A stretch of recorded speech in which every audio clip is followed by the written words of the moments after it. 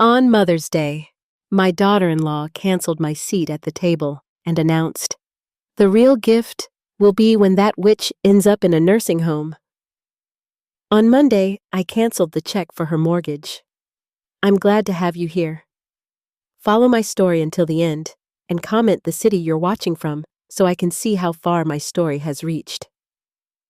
I stood in my kitchen arranging delicate pink roses in a crystal vase I had saved for special occasions.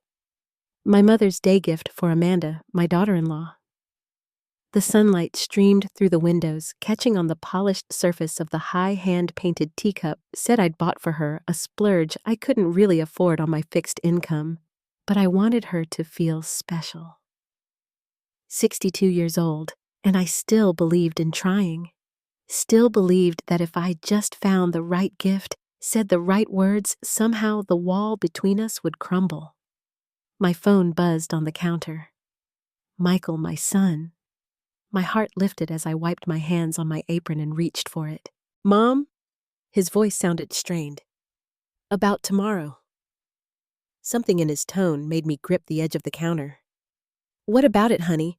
I've got Amanda's gift already, and I made those lemon cookies the kids love." A heavy silence stretched between us. "That's just it, Mom. Amanda thought it would be easier to just keep it small this year. Family only." My hand froze midair. "But I am family. You know what I mean, Mom?" His voice dropped lower. "Just us and the kids.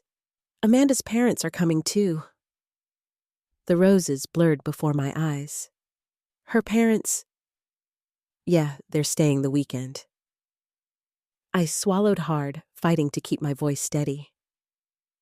"I see. Well, I could just drop by briefly. I won't stay long. I just want to give Amanda—" "Mom, please don't make this difficult." The frustration in his voice cut through me like a knife. "Amanda has been really stressed lately with the house renovations and everything." The house renovations. The house I'd helped them buy. The mortgage I'd been paying for them since Michael lost his job last year. The mortgage that had been draining my retirement fund month after month. "I understand," I said, though I didn't. "Not really." After we hung up, I stood there staring at the roses I'd so carefully arranged. I'd always believed that families stuck together no matter what. That belief had guided me through my hardest days after Thomas died, leaving me alone with a 12-year-old son to raise. I picked up my car keys. I would drive by their brick colonial in Naperville, Illinois, just to drop off the gifts. I wouldn't even go inside. What harm could that do? 20 minutes later, I pulled up to their brick colonial in Naperville, Illinois. The house was quiet. No sign of anyone. Maybe they were out shopping for tomorrow. I was about to leave the gifts on the porch when I heard Amanda's voice drifting through the open window. "No, Mom. Don't worry about her showing up." Amanda's laugh was cold. "I made sure Michael told her to stay away." I froze. Gift bag clutched to my chest. "She's not invited this year." A pause. "Or any year if I have my way. I should have left. Should have walked away." But my feet remained rooted to the spot. "You know what would be a real Mother's Day present?" Amanda continued, her voice dripping with contempt. "When that old Margaret finally goes into a nursing home, that would be cause for celebration." The gift bag slipped from my fingers. The teacup set shattering on the concrete. I barely noticed the sound, barely felt the pain, as a shard cut my finger when I bent to pick up the pieces. That old Margaret. I drove home in a daze, tears blurring my vision. Once inside, I collapsed onto my sofa, the weight of Amanda's words crushing my chest. For years, I'd been making excuses for her behavior. She was under stress. She came from a different generation. She just needed time to warm up to me. I'd swallowed her snide remarks at family gatherings, pretended not to notice when she forgot to include me in family photos, and all the while, I'd been helping them financially, paying their mortgage, contributing to my grandchildren's college funds, going without, so they could have more. My gaze fell on my checkbook sitting on the coffee table. The mortgage payment for their house was due next week. I'd already written the check, waiting to mail it out on Monday.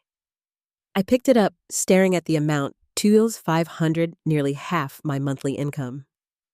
With trembling fingers, I tore it in half. Then I called the bank and put a stop payment order on all future checks to the mortgage company. "Are you sure, Margaret?" the bank representative asked. "This is a recurring payment you've been making for over a year." "I'm sure," I said, my voice stronger than I'd felt in years. "That payment stops today." When I hung up, I noticed my hands had stopped shaking. For the first time in months, I could breathe freely. Tomorrow was Mother's Day, and I would spend it alone.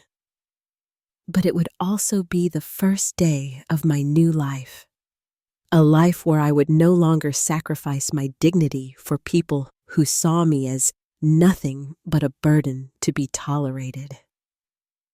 I looked around my small living room at the photos of Michael and the grandkids. What would happen now? Would Amanda allow me to see my grandchildren again once she realized the money had stopped? The thought pierced my heart like a physical pain. But another voice, stronger and clearer, rose within me. What kind of example am I setting for my grandchildren if I allow myself to be treated this way?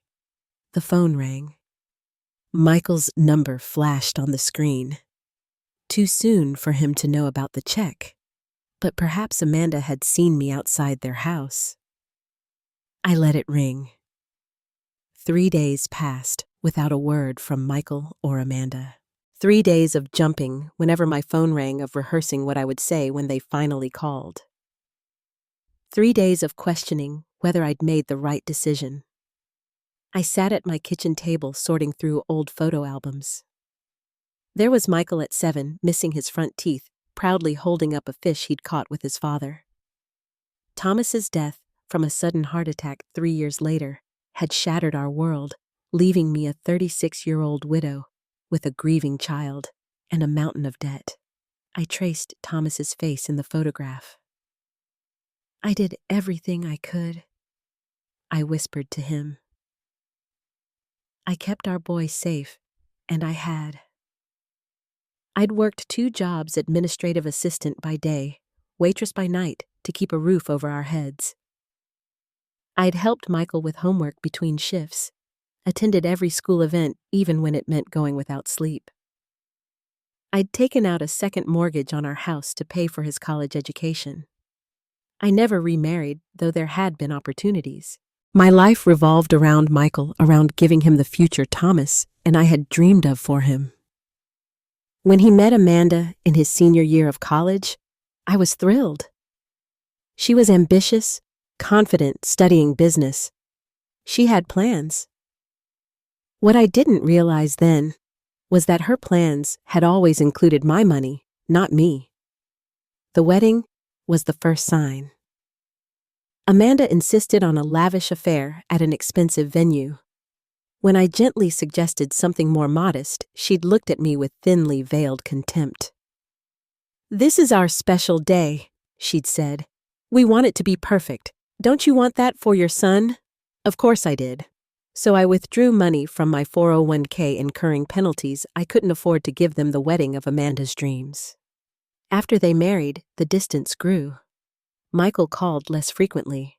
Invitations to dinner became rare. When I did visit, Amanda would find reasons to cut the visits short. There was always something. She had a headache. The kids were overtired. They had plans they'd forgotten about. Yet when they needed financial help, suddenly, I was family again. 3 years ago, when they wanted to buy the brick colonial in Naperville, Illinois, Michael had come to me, eyes downcast. "The bank won't approve us for the full amount," he'd admitted. "But it's the perfect house, Mom, in the best school district for the kids." I'd offered to help with the down payment, draining the last of my savings. But then Michael lost his job in the tech industry, downsizing, and they couldn't make the mortgage payments. Amanda refused to move to a more affordable house. That's when I started paying their mortgage, a temporary measure that somehow became permanent. The phone rang, startling me from my memories. Michael's number flashed on the screen. This time I answered, "Where's the mortgage payment?" No greeting, no. "How are you, Mom?" Just anger. "Hello to you too, Michael." I said, my voice calmer than I felt. "Mom, the bank called. They said, the payment is past due. What's going on?" I took a deep breath. "I'm not making the payment anymore, Michael." "What?" His voice rose. "You can't do that. Actually, I can. It's my money." "But we had an agreement. You said you'd help us." That was before I heard what Amanda really thinks of me. The words tumbled out before I could stop them. Before I found out I was uninvited from Mother's Day while her parents were welcome.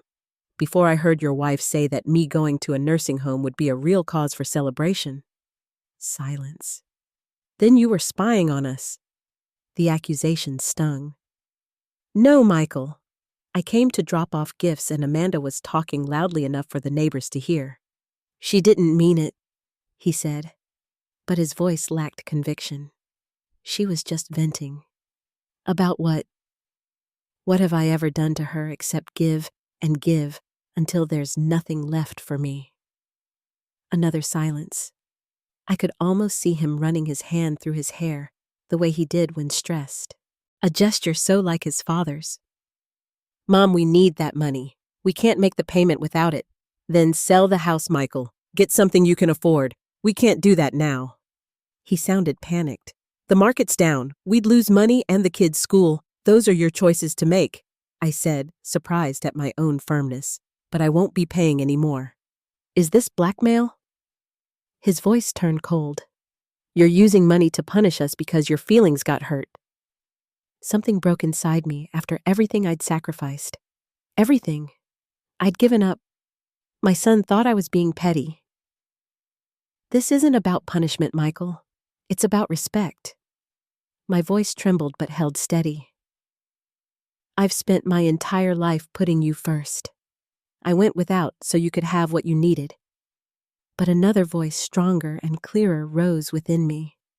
"What kind of example am I setting for my grandchildren if I allow myself to be treated this way?" The phone rang. Michael's number flashed on the screen. Too soon for him to know about the check, but perhaps Amanda had seen me outside their house. I let it ring.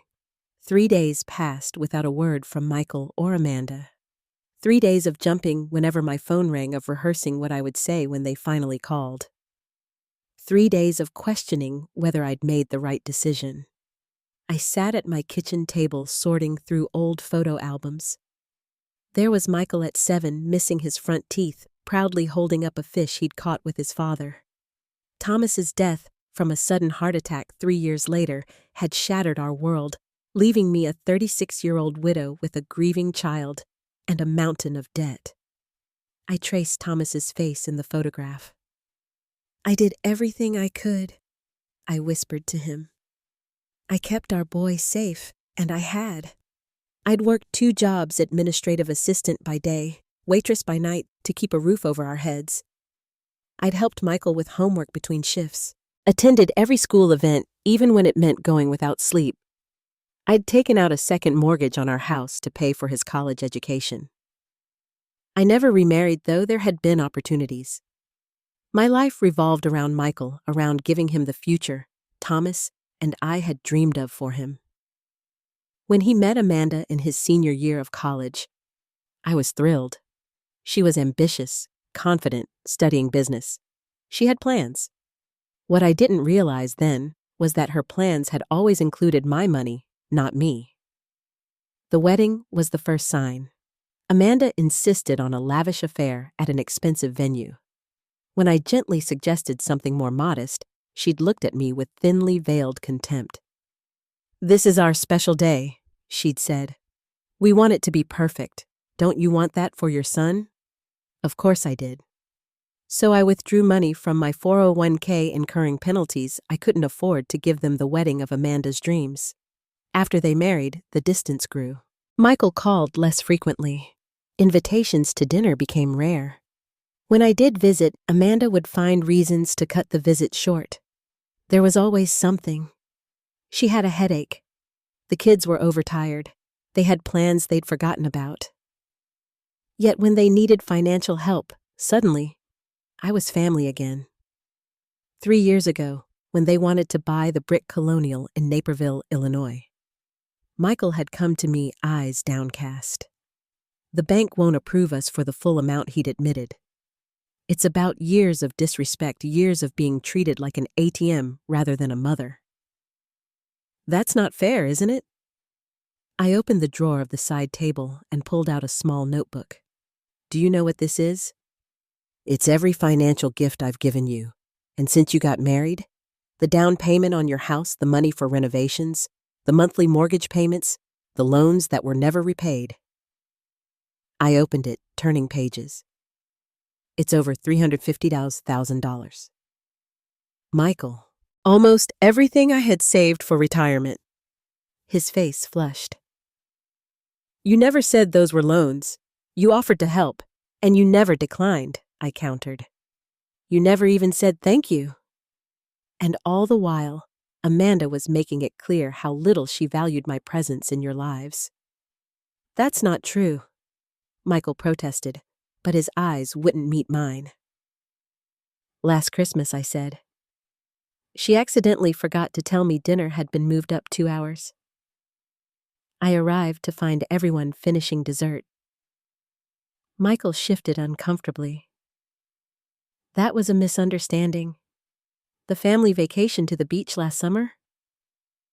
I only found out about it from Facebook after you'd already gone. We thought you wouldn't want to. Your anniversary party, I was seated at a table with strangers far from family. Mom, you're being dramatic. Am I? I walked to my desk and returned with a stack of cards. Birthday cards for the children. Christmas checks. All returned with wrong address written on them, even though my address hasn't changed in 20 years.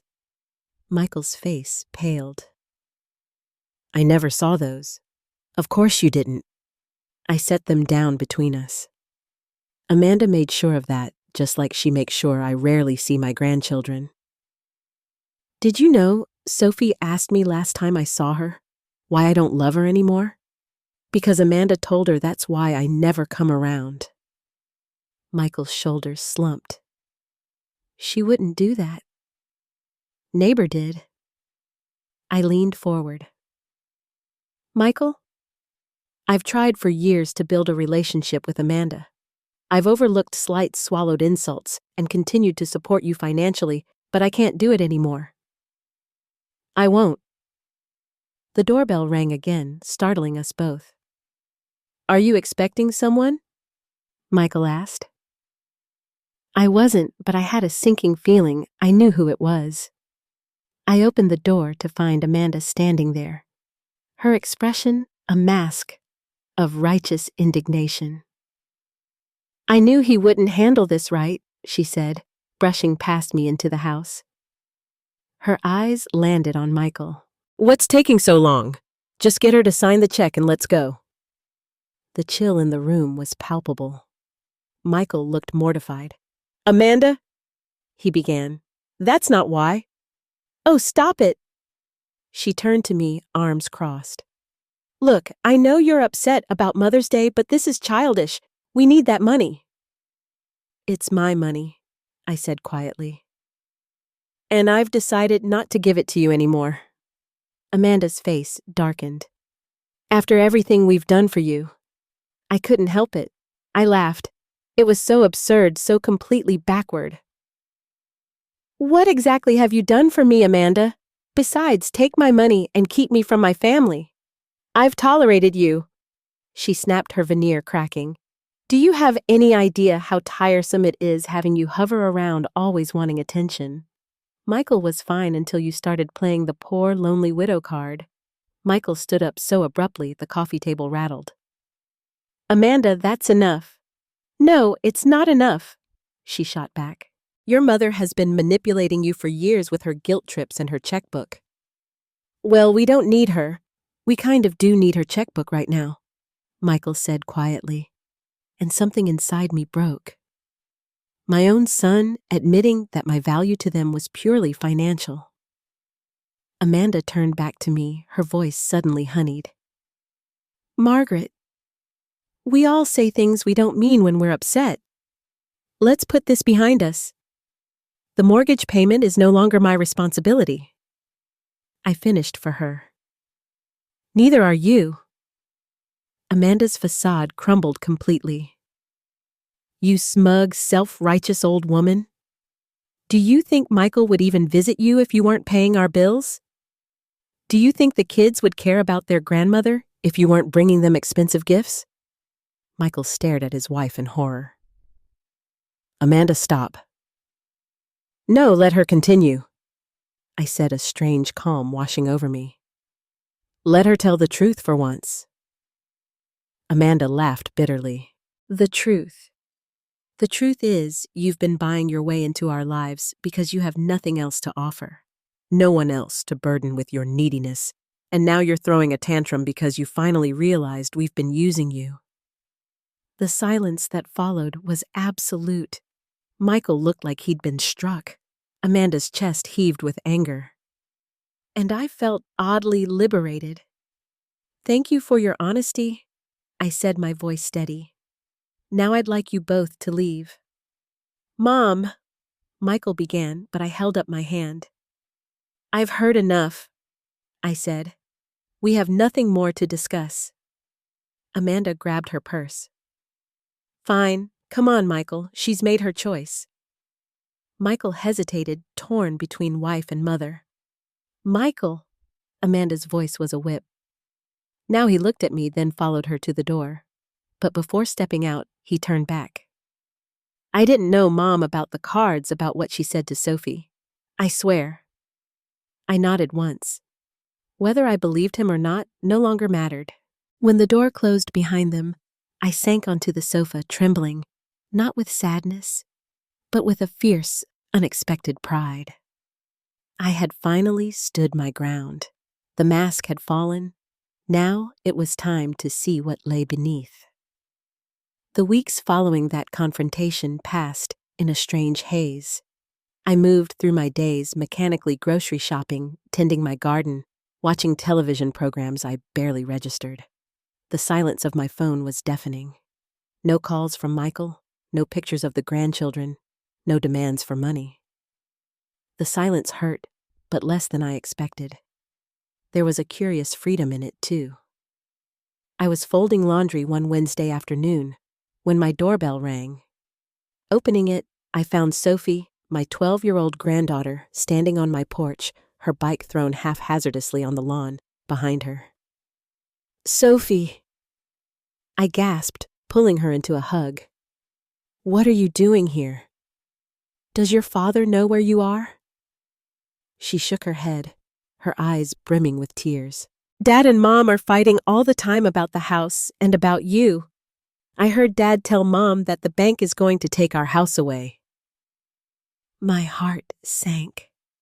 So it had begun, the foreclosure proceedings. I miss you, Grandma, Sophie said, burying her face against my shoulder. Mom said you didn't want to see us anymore, but I knew that wasn't true. I led her into the kitchen and set about making her favorite hot chocolate with extra marshmallows, even though it was warm outside.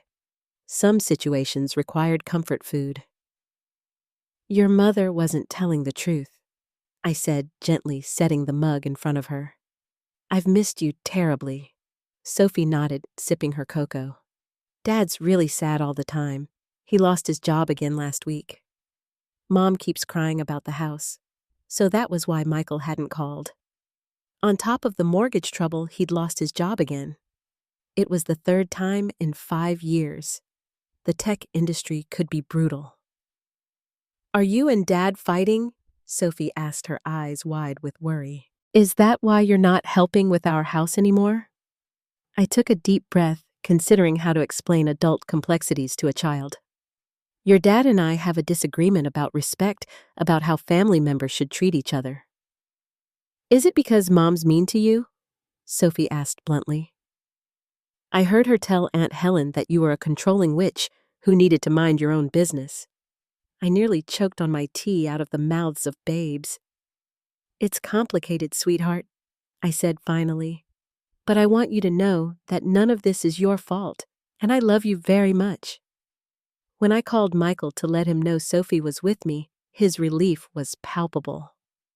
I'll come get her right away, he said, his voice tight. Let her stay for dinner, I suggested. I'll bring her home after. A pause. Amanda won't like that. Amanda doesn't have to know, I replied, surprised at my own boldness. Sophie came to me. Michael, she's worried about you two fighting all the time. Another longer pause. Fine, but I'll pick her up. I need to talk to you anyway. Michael arrived just after 7, looking exhausted. Sophie ran to hug him, chattering about the cookies we'd baked and how I'd let her help deadhead the roses in my garden. Go wait in the car, sweetheart, Michael said finally.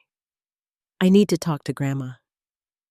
When she was gone, he stood awkwardly in my living room, hands in his pockets, just as he had weeks ago. But something had changed. The anger was gone, replaced by a bone-deep weariness. You lost your job, I said. He nodded. Budget cuts.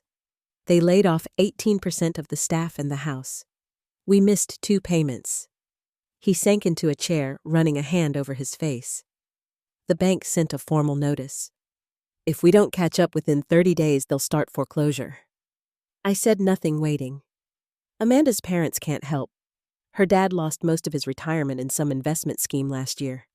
They're barely getting by themselves. I'd never known that. Amanda always spoke of her family as if they were financially secure. We're going to have to sell, Michael admitted. But like I told you, the market's down. We'll lose money. Maybe walk away with nothing after the bank gets its share. I'm sorry, I said, and I meant it. Not sorry enough to open my checkbook again, but sorry for the stress he was under. He nodded, then reached into his pocket and pulled out a crumpled envelope. I found these in Amanda's desk drawer. I was looking for the mortgage paperwork and found, well, these. I opened the envelope to find birthday cards, Christmas cards, all from me to the children, all unopened. There were more, Michael said quietly. Going back years, she kept them all. Said she was protecting the kids from my manipulative mother. My hands trembled as I looked at the colorful envelopes, each containing gifts and notes of love that had never reached their intended recipients. I didn't know, Michael whispered. I swear, I didn't know she was doing this. What about everything else, I asked? The way she spoke to me, the accidental exclusions from family events. He looked away.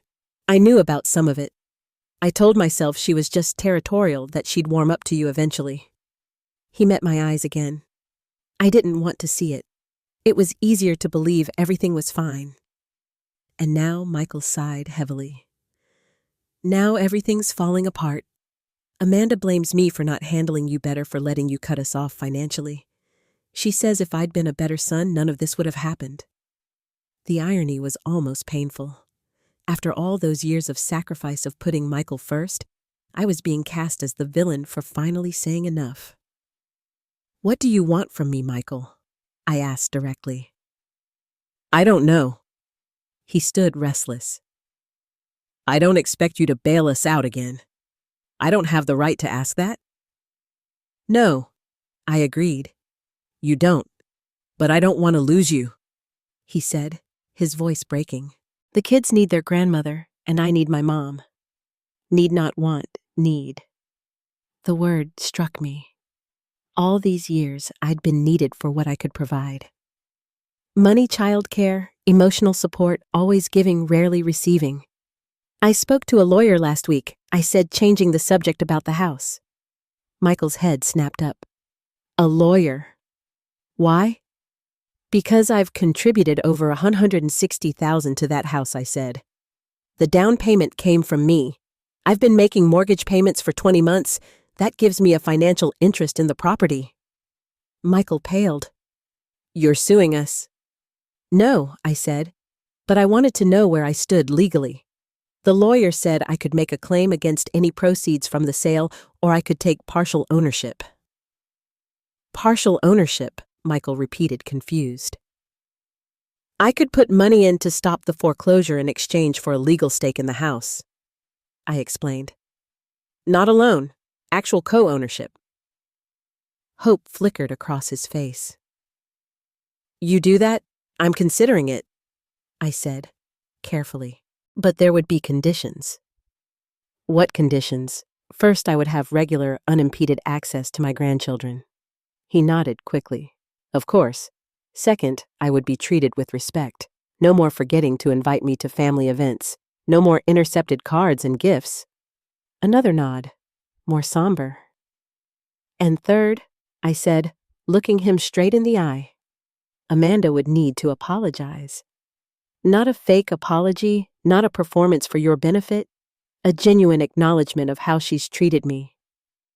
Michael's face fell. She'll never do that. Then I guess we've reached an impasse, I said, rising to show him out. Because I won't compromise on my dignity anymore, Michael. Not even for you. He left with Sophie, shoulders slumped in defeat. That night, I sat in my garden as dusk fell, watching fireflies dance among my rose bushes. I thought about the house, about the grandchildren, about the complicated knot of love and resentment that tied me to my son. I hadn't said no, but I hadn't said yes either. For once, I was putting myself first, and it felt both terrifying and right. My phone buzzed with a text from Michael. Can we talk again tomorrow? Just us? I typed back a simple yes. Whatever happened next, I would face it on my own terms. The price of dignity was high, but I was finally willing to pay it. Michael arrived at my house the next morning alone. I noticed immediately that he wasn't wearing his wedding ring. Coffee I offered, trying to keep things normal, whatever normal was these days. He nodded, following me into the kitchen. We sat across from each other at my small table, the silence hanging heavy between us. Amanda and I had a huge fight last night, he finally said, staring into his mug. About the card she kept from the kids about how she's treated you. I wrapped my hands around my own coffee, feeling its warmth. I'm sorry it's come to this, Michael. I told her what you said about helping with the house in exchange for respect and an apology. He looked up, his eyes red-rimmed from lack of sleep. She said she'd rather live in a cardboard box than apologize to you, despite everything that stung. I see. I don't think she meant it, Michael said quickly. She's just proud and scared. She's never had to worry about money before. That's not true, though, is it? I said gently. You said her parents are struggling, too. Michael looked surprised. How did you know that? You mentioned it yesterday that her father lost his retirement savings.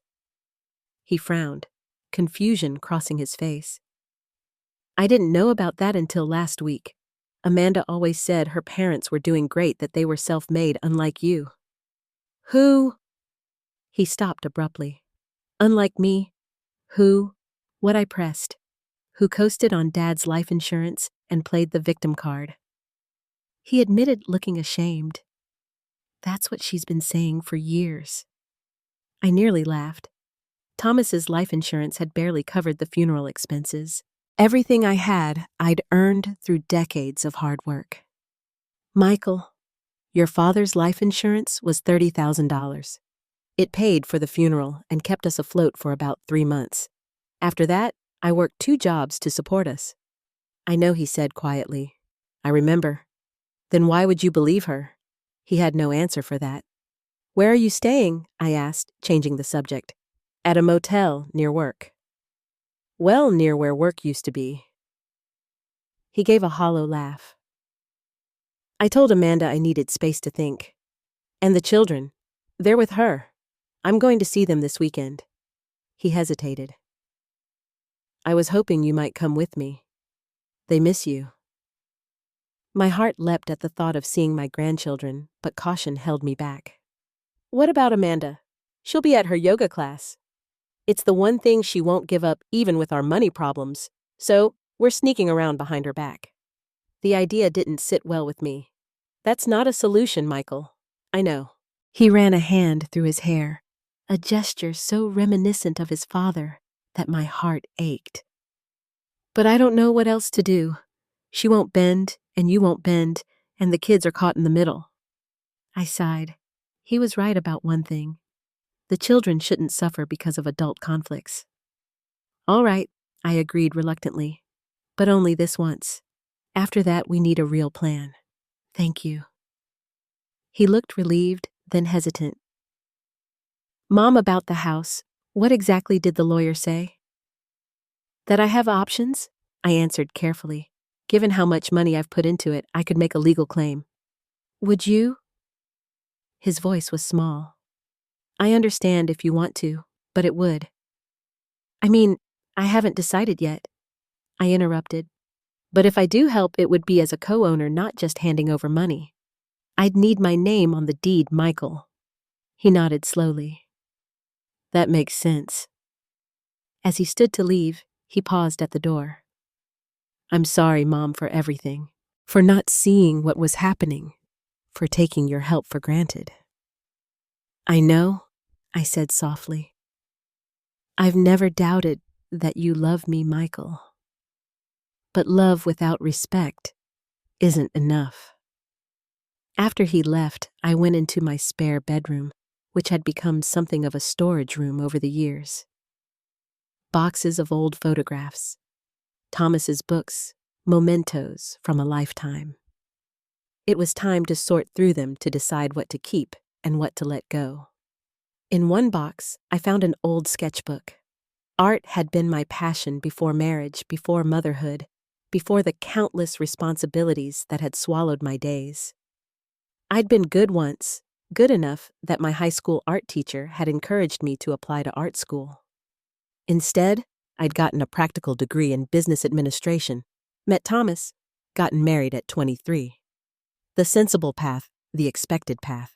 I flipped through the yellowed pages, surprised by the talent evident in those old drawings. Portraits, landscapes, still lives rendered in careful charcoal strokes. Why had I stopped? On impulse, I drove to the art supply store downtown Aurora, Illinois. The owner, a woman about my age with silver hair and paint-stained fingers, helped me select pencils, charcoal watercolors. Getting back into it, she asked, as she rang up my purchases. After 40 years, I admitted.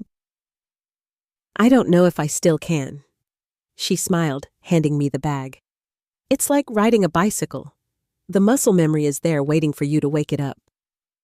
That evening, I set up a small easel by the window and began to sketch the view of my garden. My strokes were hesitant at first, rusty from disuse, but gradually, as the sunset painted the sky in shades of pink and gold, something inside me remembered. Something woke up. The next day, I visited the community center and found they offered art classes 3 times a week. I signed up immediately, ignoring the flutter of nervousness in my stomach. When was the last time I'd done something purely for myself? By week's end, I'd attended my first class watercolor basics. The instructor, a gentle man named Mr. Allen with kind eyes and patience to spare, had praised my natural sense of composition. You've done this before, he'd said, and I'd nodded, unable to explain the complex emotions that simple acknowledgement triggered. In class, I met Helen, a widow like me, who invited me to join her and some friends for coffee afterward. I surprised myself by saying yes. The coffee shop was warm and inviting, filled with the rich aroma of freshly ground beans. Helen's friends, Barbara, Susan, and Carol, welcomed me without hesitation, drawing me into their conversation about books, politics, and the upcoming art exhibition at the local gallery. You should submit something, Barbara suggested when I mentioned I was picking up art again. The deadline's not for another month. Oh, I couldn't, I protested. I'm just a beginner again. We're all beginners again at something, Susan said wisely.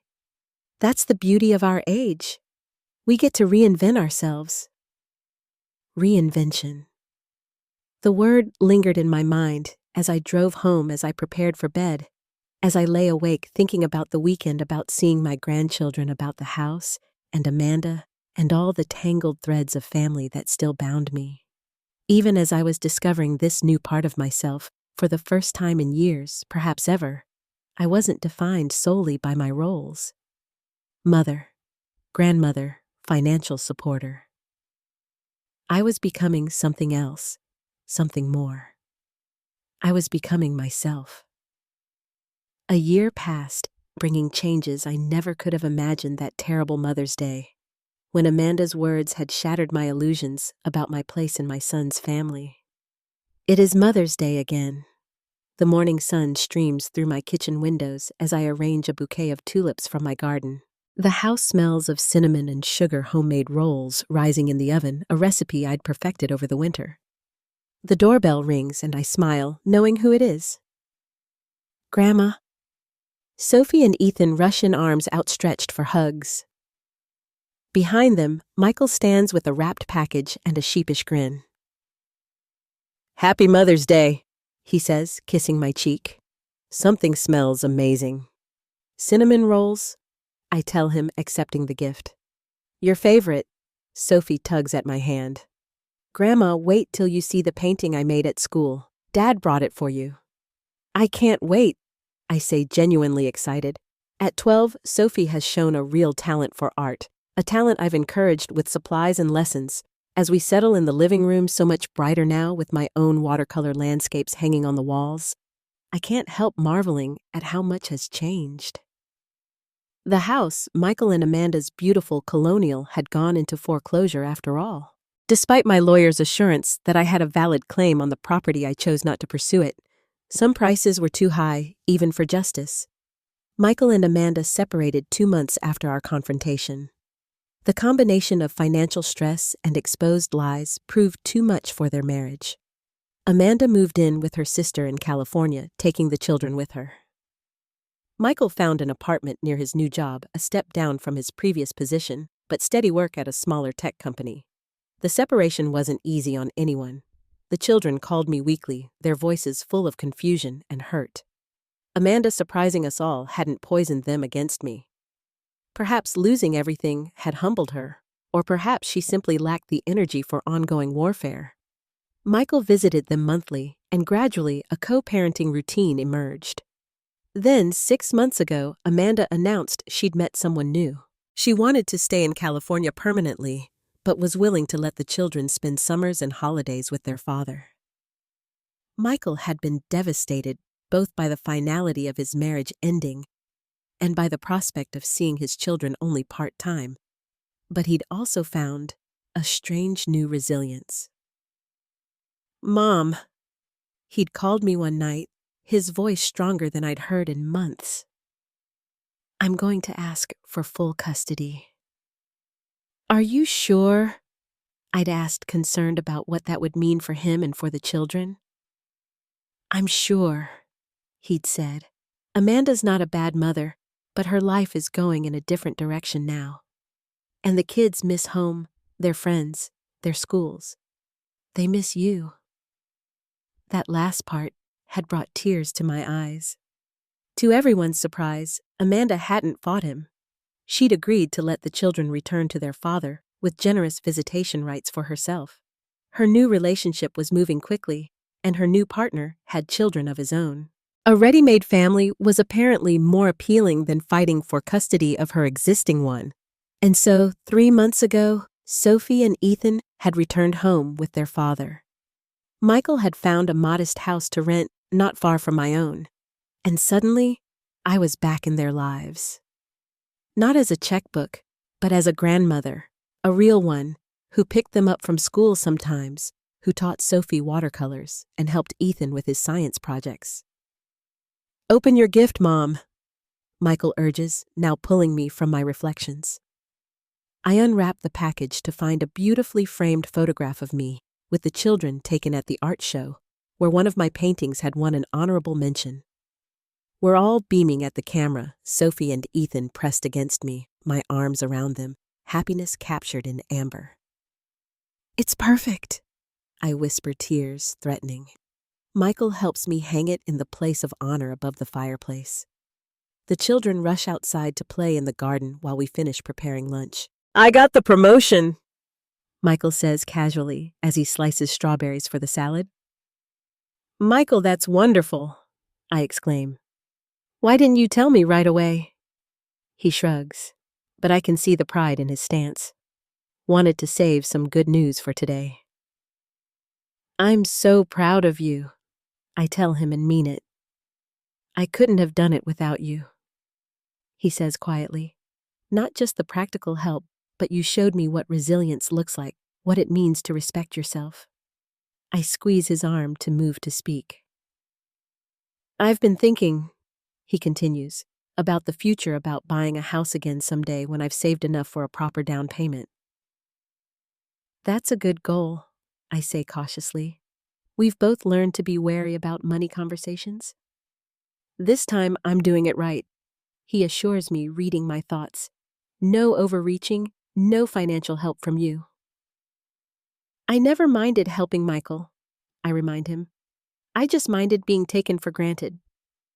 He nods, understanding. I know, but I need to do this on my own for myself, and to show the kids that you don't need to live beyond your means to be happy. It's a lesson that took him 40 years to learn, but I'm grateful he finally has. The children burst back in bearing dandelions they've picked from the lawn. For the table, Sophie announces arranging them in a small vase with the seriousness of a professional florist. We sit down to lunch, a simple meal of quiche salad and my homemade rolls. Before we eat, Michael raises his glass of sparkling cider.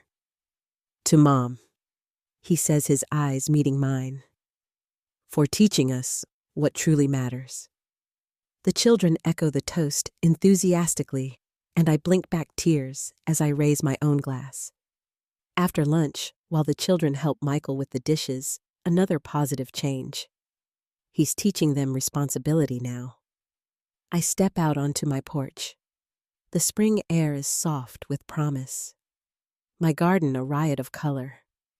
Helen will be picking me up at 3 for our weekly art group. We've been meeting regularly for months now, a circle of women supporting each other through life's transitions. Helen, through her recent retirement. Barbara, through her husband's illness. Me, through the reshaping of my family. I've found friendship, their connection, purpose. My watercolors have improved to the point where a local gallery has agreed to display some in their summer exhibition. A small achievement perhaps, but one that fills me with quiet pride. Inside, I hear the children laughing, Michael singing off key to some pop song on the radio. The sounds of family, my family rebuilt on a foundation of mutual respect rather than obligation. Last week, I'd received a card from Amanda. A proper apology years too late, acknowledging the hurt she'd caused. I appreciated the gesture more than I'd expected to, though I had no desire to resume any close relationship. Some bridges once burned are better left as ashes. The front door opens, and Michael joins me on the porch, handing me a fresh cup of tea. Happy? He asks simply. I look at him. My son, who nearly lost himself, but found his way back, who's learning, as we all are, that love without boundaries isn't really love at all. Yes, I answer truthfully. I'm happy. We sit in comfortable silence as the afternoon sun warms us. In the garden, the children are playing tag, their laughter carrying on the breeze. Inside, my new painting waits on the easel, half finished. Tomorrow, I'll add more color, more definition. Tomorrow, I'll continue creating the life I want. Today, it's enough to be here, present, respected, loved, not for what I give, but for who I am. The price of dignity was high, but oh, how worth it, how worth